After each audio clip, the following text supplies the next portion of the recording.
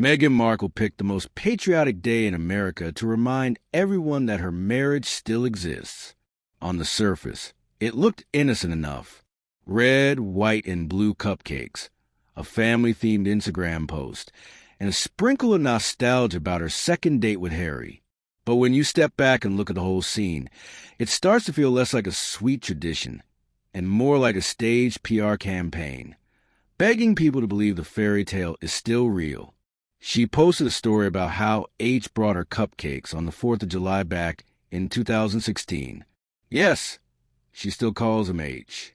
Not Harry, not even husband, just H.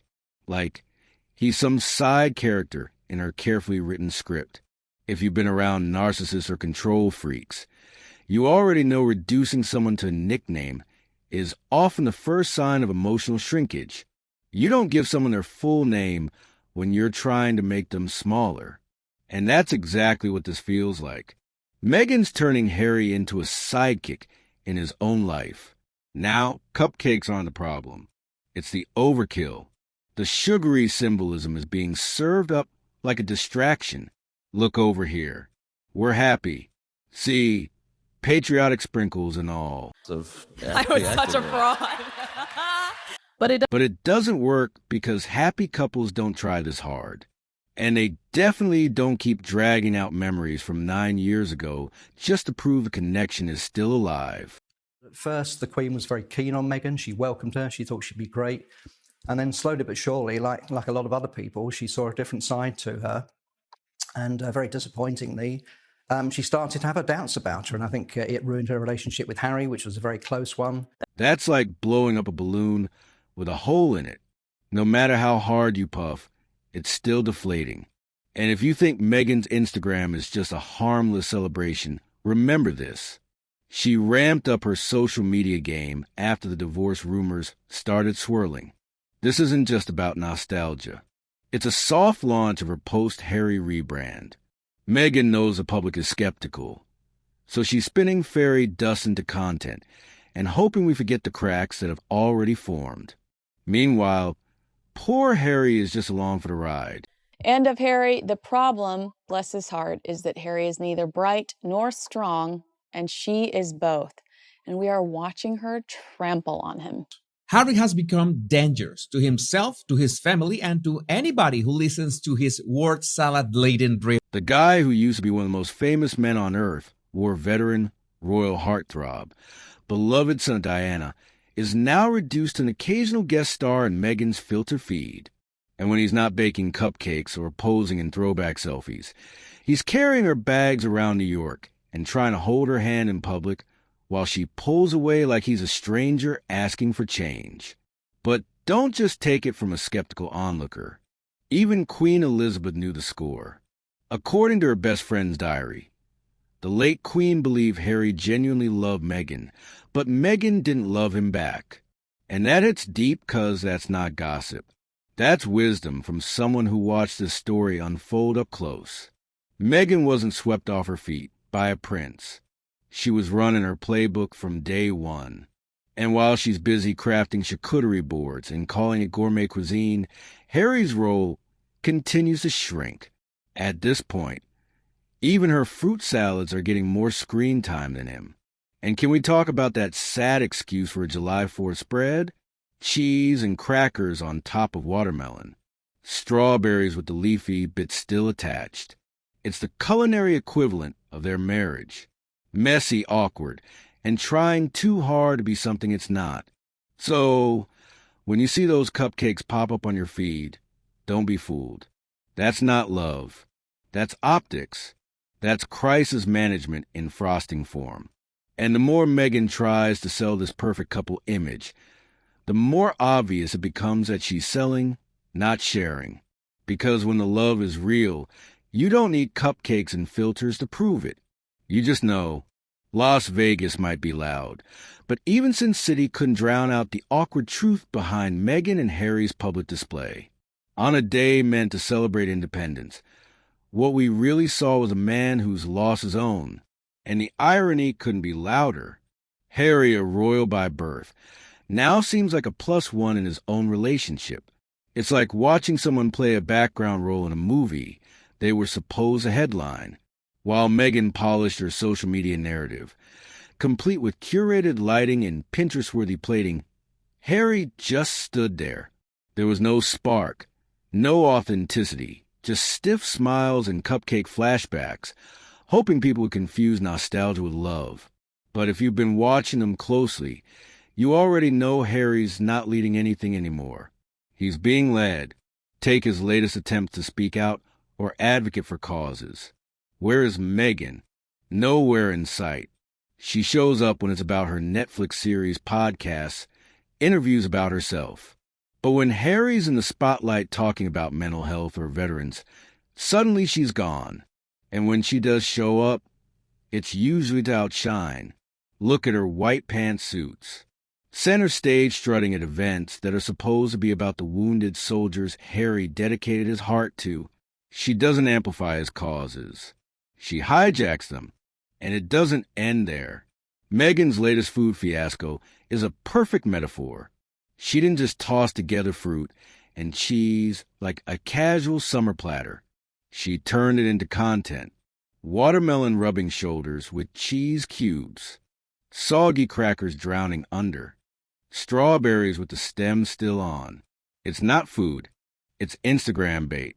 And Harry, he's just another prop in the background somewhere between the crackers and the cupcakes.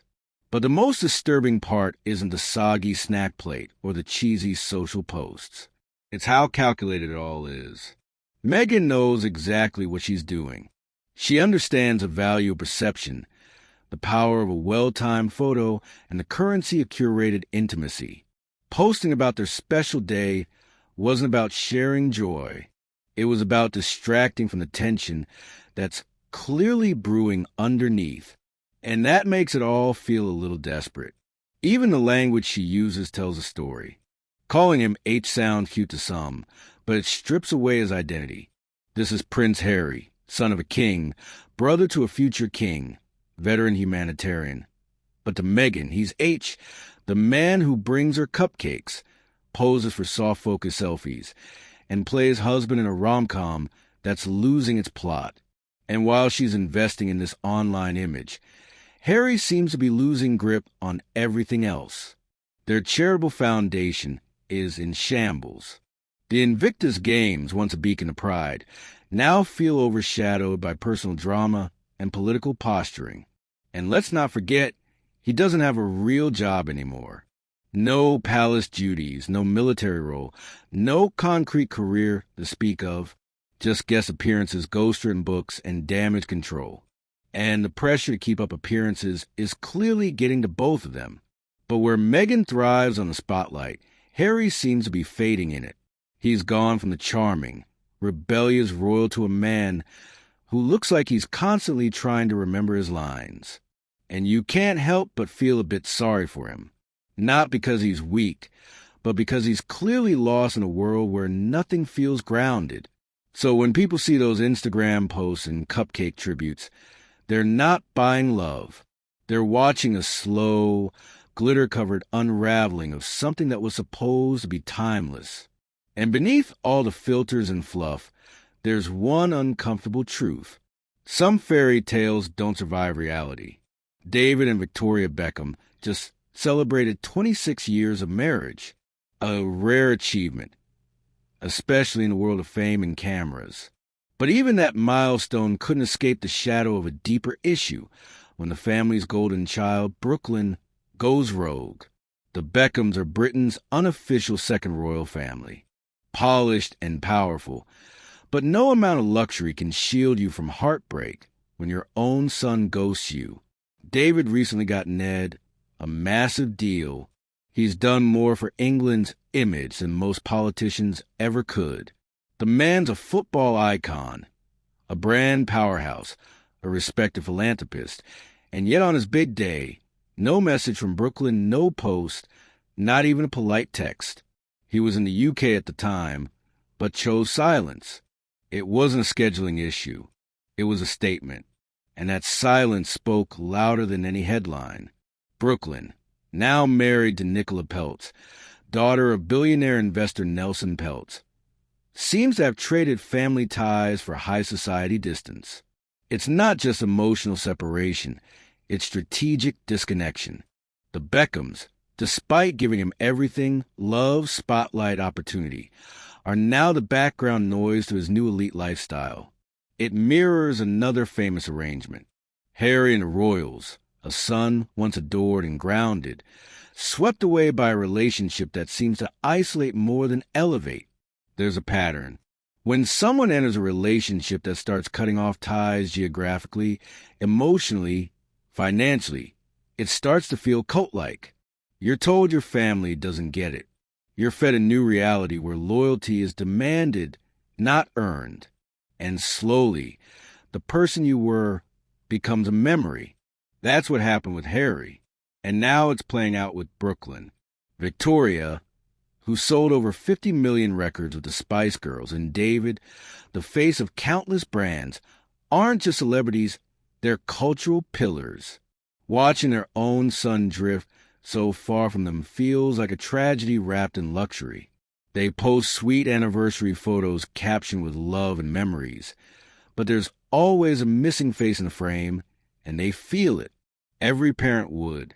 Brooklyn's silence on his dad's 50th birthday was brutal. His absence at family events was louder than any presence. And the worst part, it's not like the Beckhams are toxic. This isn't some broken household. It's a supportive, accomplished family being cast aside, like yesterday's press. Now flip to another power couple, Katy Perry and Orlando Bloom. Beautiful, successful, glamorous, and now split.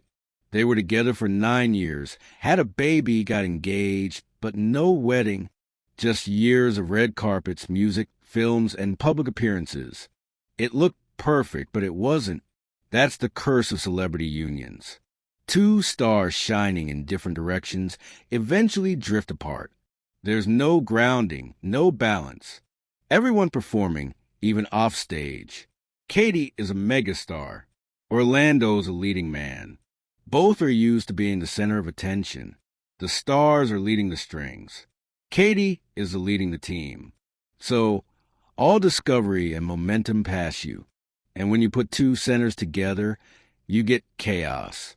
No gravity, no structure. Relationships like that need one anchor and one flyer. Think Queen Elizabeth and Prince Philip. She ruled. He stood beside her, not beneath her. That dynamic works. But Katy and Orlando, no anchor, just two people trying to outshine the sun. So now between the Beckham's family fracture, Harry's slow fade, and yet another high-profile breakup, the message is pretty clear. Public love is fragile. The more you sell it, the quicker it breaks. And in all these stories, whether the staged cupcake post, a missing son, or a glamorous split, the lesson stays the same. Love doesn't live in headlines. It lives in the quiet, in the things no one sees. And if you have to prove it to the world, chances are it's already gone.